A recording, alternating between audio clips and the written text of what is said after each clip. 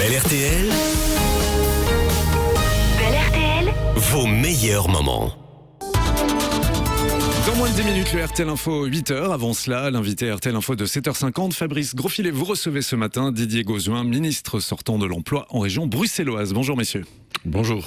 Didier Gauzuin, 56 mois consécutifs de baisse ininterrompue du chômage à Bruxelles, plus de 70 si on se concentre uniquement sur les jeunes, mais quand même un taux de chômage qui reste à plus de 15%. C'est un bon ou c'est un mauvais bilan de votre passage à la politique de l'emploi ? Non, c'est un bon bilan, puisque pour la première fois, le chômage a reculé, alors que la population active, à la différence des deux autres régions, a continué à augmenter. Donc on a dû faire des efforts supplémentaires pour mettre de nouvelles personnes sur le marché du travail. Mais le travail n'est pas fini. Évidemment, qui pouvait croire qu'on allait passer de 30% de taux de chômage à 0% en 5 ans. On est à 15%, ça veut dire que... La moitié du chemin est fait. 4 ans de baisse ininterrompue, plus de 4 ans de baisse ininterrompue, on a fait la moitié du chemin. C'est ça l'idée. On a fait la moitié du chemin, on est encore trop haut, mais on est le plus bas de toutes les villes belges. Donc ça, c'est quand même un bon résultat. Donc Bruxelles a des meilleurs résultats qu'Anvers, par exemple. Qu'Anvers, que Liège, que Charleroi. Ouais. L'une des politiques que vous avez mises en place à Bruxelles, avec Acteris, c'est la garantie jeune. Donc c'est l'obligation de proposer un stage ou une formation à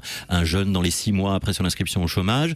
On a les moyens d'étendre ce système de garantie à d'autres catégories de la population, aux plus âgés, voire à l'ensemble des travailleurs qui sont en demande d'emploi ? Mais c'est incontestablement dans les débats en négociation, mais ça figure déjà dans le contrat de gestion avec Acteris que j'ai fait arrêter il y a un an et demi. Donc l'objectif, c'est, puisqu'il y a moins de chômage, on peut donc élargir l'aide et le soutien et l'accompagnement à d'autres catégories, oui. Donc dans le contrat de gestion, il y a la volonté d'étendre cette garantie solution à tous les demandeurs d'emploi. Mais donc tous ces bénéficiaires de la garantie, ils entrent en formation, ils entrent en stage, ça veut dire qu'ils trouvent forcément un boulot à terme ou c'est juste un moyen de les sortir des statistiques ? Non, ils restent dans les statistiques d'abord, pas du tout. C'est un moyen d'accompagner et de donner plus de chances pour obtenir un emploi. Dire que c'est à 100% certain, non, hélas.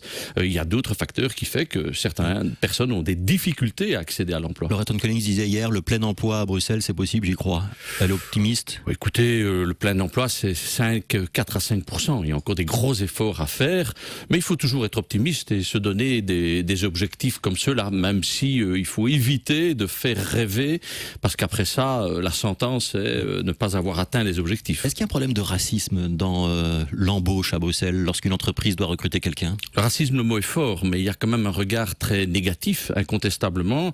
Un jeune belge d'origine étrangère a 2 fois moins de chances d'avoir un emploi qu'un bruxellois belge.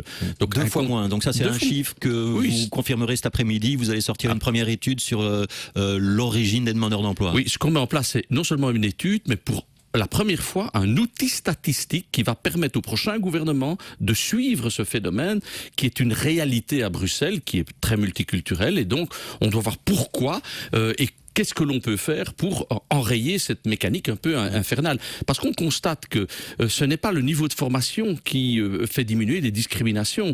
2 médecins, par exemple, le médecin belge d'origine belge sera toujours préféré au médecin belge d'origine étrangère. Ça veut dire que si on s'appelle Abdel ou Fatima, on a 2 fois moins de chances de trouver un job que si on s'appelle Chantal ou Kevin, pour parler clairement. C'est exact. Ouais, à formation équivalente. Hein. Ouais. Donc le problème n'est pas nouveau. Qu'est-ce qu'on peut faire ? Qu'est-ce que le prochain gouvernement bruxellois doit faire ? Il faut continuer à aller approfondir les ordonnances antidiscrimination. Il faut continuer à avoir des stratégies spécifiques pour des publics cibles qui sont plus particulièrement les plus éloignés du marché du travail. Il faut mettre les formations davantage en phase avec les besoins de l'économie, mais il faut que le monde économique soit aussi plus réceptif aux politiques publiques, parce que, soyons clairs, ce n'est pas le public qui décide de mettre à l'emploi, c'est aussi les entreprises qui parfois sont un frein et n'investissent pas assez dans la formation. Ça veut dire qu'on doit renforcer les contrôles, voire les sanctions contre les entreprises, grandes ou petites ? Il est clair que tout quiconque qui discrimine, il contrevient à un article de la Constitution qui dit que tous les Belges sont égaux. Est-ce qu'il y a un Baxter qui relie toujours aujourd'hui la Flandre à Bruxelles et à la Wallonie ? Il n'y a aucun Baxter. Il y a beaucoup de Bruxellois qui vivent en dehors de Bruxelles, qui viennent trouver leur emploi à Bruxelles. C'est une étude qui est parue il y a 2 jours, qui dit que en moyenne, les ménages flamands payent 985 € par an qui vont bénéficier à des Bruxellois ou à la Wallonie. Ça vous choque ou pas? Ces études sont grotesques, elles sont ridicules dans un pays aussi petit que le nôtre.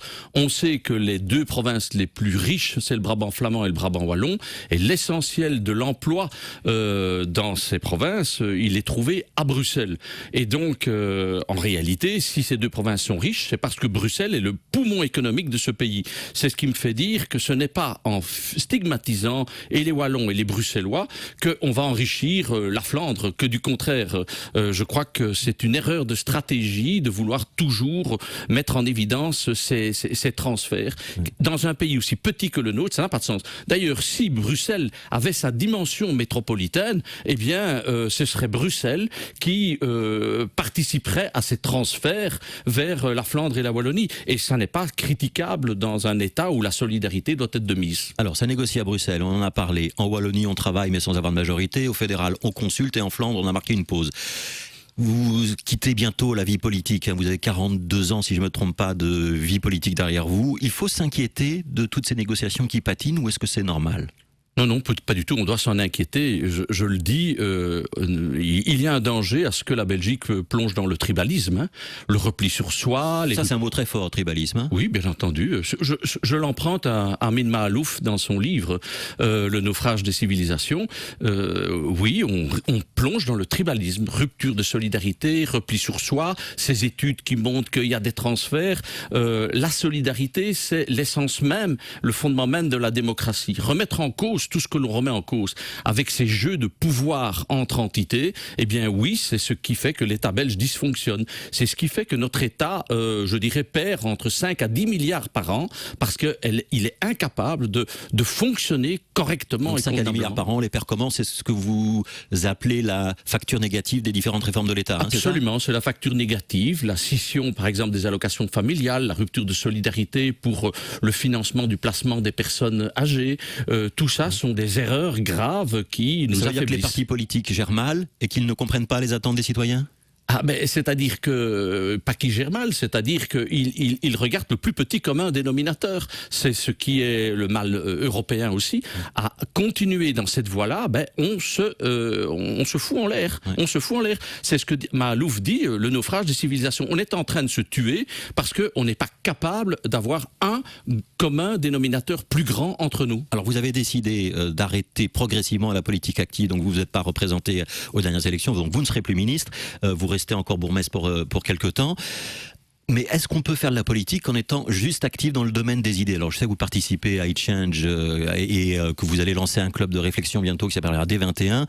On peut faire de la politique en refusant d'être dans l'action? Mais on peut faire de la politique pour sensibiliser les citoyens, parce que le politique a sa responsabilité, mais le citoyen aussi a sa responsabilité. Vous savez, quand vous voyez la manière dont toutes ces centaines de milliers de gens se sont comportés à la côte belge en laissant des décharges derrière eux, on se pose des questions de savoir, mais où est notre conscience comme citoyen du respect d'un certain nombre de valeurs et de règles communes.